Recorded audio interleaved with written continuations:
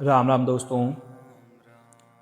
क्या आपने कभी गौर किया है, आप जीवन भर से जो प्रार्थनाएं कर रहे हैं, जो मंत्र पढ़ रहे हैं, वे आपके जीवन में कोई क्रांति नहीं ला पाई। आप सालों से मंदिर में, मस्जिद में या एकांत में बैठकर गला फाड़ रहे हैं, होठ हिला रहे हैं, लेकिन आपके भीतर का सन्नाटा आज भी वैसा ही कोरा है। असलियत यह है, आप प्रार्थना के नाम पर सिर्फ शोर मचा रहे हैं, अपनी बहुमूल्य ऊर्जा को कूड़ेदान में फेंक रहे हैं।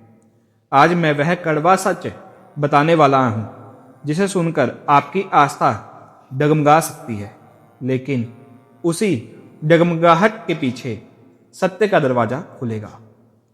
मेरे प्रिय मनुष्य की सबसे बड़ी विडंबना यह है, उसे लगता है वह जितना जोर से चिल्लाएगा उसकी पुकार उतनी ही दूर तक जाएगी, पर सच इसके उल्ट है।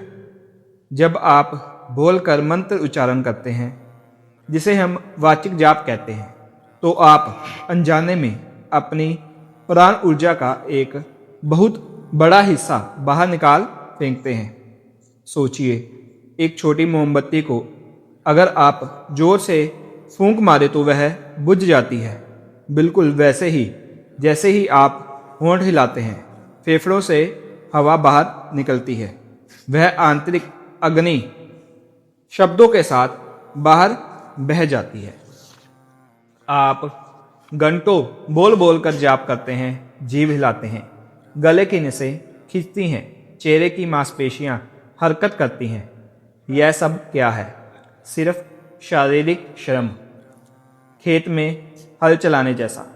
जब आपका शरीर थक जाता है तो आप उस थकान को शांति समझ बैठते हैं, पर वह शांति नहीं, शरीर की गिरावट है। लोग कहते हैं हम माला जपते हैं, पर मन कहीं और भागता है। मन भागेगा ही। आपके शरीर को काम दे दिया है, होठों को काम दे दिया है, मन खाली है, तो वह दुकान की बातें, घर का कलह, भविष्य की चिंता सब पकड़ लाएगा। वाचिक जाप यांत्रिक हो जाता है। आप बोल कुछ रहे हैं, दिमाग में कुछ और। यह प्रार्थना नहीं, आदत है। जैसे पत्थर की चक्की, अनाज बिना, बस पत्थर से पत्थर टकराते रहें और धूल उड़ती रहती है। जब आप आवाज़ निकालते हैं तो आप समाज के लिए जप कर रहे होते हैं। आपका अहंकार चाहता है पड़ोसी सुने कि मैं कितना धार्मिक हूँ, घर वाले देखें मैं कितनी लगन से पूजा कर रहा हूँ। जहाँ प्रदर्शन आया वहाँ परमात्मा विदा। जहाँ दिखावा है वहाँ सत्य टिक नहीं सकता। एक व्यक्ति प्यासा है और वह चिल्ला रहा है पानी पानी पानी। जितना जोर से चलाएगा गला उतना ही सूखेगा, प्यास और बढ़ेगी। उसे चुपचाप कुएं की तरफ जाना चाहिए, वहाँ पहुंचकर पानी पीना चाहिए। वाचिक जप वही चीख है जो बची कुची ऊर्जा भी खत्म कर देती है। अब सुनिए असली राज। बिना होंठ हिलाए जपने को मानसिक जप या अपजा जप कहते हैं। यह कोई धार्मिक क्रिया नहीं, यह न्यूरोसाइंस का सबसे पावरफुल हैक है। जब आप बिना आवाज किए, बिना होंठ हिलाए, केवल अपने अनंत से मंत्र गूंजने देते हैं, तो आपका मस्तिष्क बीटा अवस्था से थीटा अवस्था में चला जाता है। बीटा रोजमर्रा का तनाव, चिंता, भागदौड़। थीटा वह द्वार है जहां आपका अवचेतन मन पूरी तरह खुल जाता है। साधारण आवाज कभी आपके अवचेतन के अंदर तक नहीं पहुंच सकती, पर मानसिक जाप सीधे न्यूरॉन्स को रिप्रोग्राम करने लगता है। आपके बचपन के डर, आपकी बुरी आदतें, आपके वो संस्कार जिन्हें आप भाग्य समझ बैठते हैं, सब उजागर होने लगते हैं। इसलिए प्राचीन तंत्र इसे भयंकर कहता था, क्योंकि जो आदमी आपके अंदर के अंधेरे को देखने से डरता है वह यहाँ पागल हो सकता है, लेकिन जो डट जाता है उसके लिए यही थीटा रिदम तीसरी आंख को सक्रिय कर देती है। आपकी सूझ बढ़ जाती है, आप लोगों के इरादे बिना बोले पढ़ने लगते हैं, आपके निर्णय अचानक ठीक हो जाते हैं। यह कोई चमत्कार नहीं, यह आपके मस्तिष्क के अनदेखे 90% हिस्से का जागरण है। जब आप बोलते हैं ऊर्जा बाहर जाती है। जब आप मौन में मानसिक जाप करते हैं, वही प्राण ऊर्जा अंदर और ऊपर मुड़ जाती है, नाभि से हृदय तक, हृदय से कंठ तक, फिर भ्रुकुटी आज्ञा चक्र तक, और वहां पहुंचते ही विस्फोट होता है। यही वही अग्नि है जो तंत्र ग्रंथों में कुंडली जागरण कहलाती है। सुनिए, सबसे बड़ी बात, जब आप सच में मानसिक जाप में गहरे उतरते हैं तो एक दिन वह जाप अपने आप होने लगता है, ठीक वैसे ही जैसे आपकी सांसें अपने आप चलती हैं, आपका दिल धड़कता है। तब आपको जब करना नहीं पड़ता, आपके भीतर 24 घंटे गूंजता है। इसे कहते हैं अपजा जाप।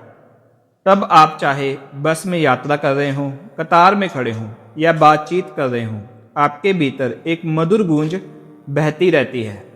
वही वो अनहद नाद है, बिना किसी वाद के बजने वाला संगीत। इस अवस्था में मानसिक थकान खत्म, नींद कम, पर ऊर्जा असीम, चिंता गायब। पर मैं झूठ नहीं बोलूँगा, यह रास्ता हर किसी के लिए नहीं है। यदि आप पहले से मानसिक अशांति में हैं, गंभीर अवस्था, सिजोफ्रेनिया या अनियंत्रित चिंता, तो बिना किसी गुरु के मानसिक जाप ना करें, क्योंकि थीटावस्था में दबे हुए आघात ऊपर आते हैं, और यदि आप इन्हें साक्षी भाव से नहीं देख पाते तो यह आप पर हावी हो सकते हैं, और शारीरिक रूप से भी। कुछ लोगों को मानसिक जाप के दौरान सिर दर्द, कंपकपी या अनिद्रा हो सकती है। यह संकेत है कि आपने दबाव डाल दिया। जबरदस्ती मत कीजिए। पहले प्राणायाम, नाड़ी शुद्ध, भस्त्रिका, अनुलोम विलोम सीखिए, तब धीरे धीरे मानसिक जप में उतरिए। अब बिना किसी संकोच के मैं आपको वह तरीका बताता हूँ जो राजा, ऋषि और आधुनिक वैज्ञानिक सब इस्तेमाल करते हैं।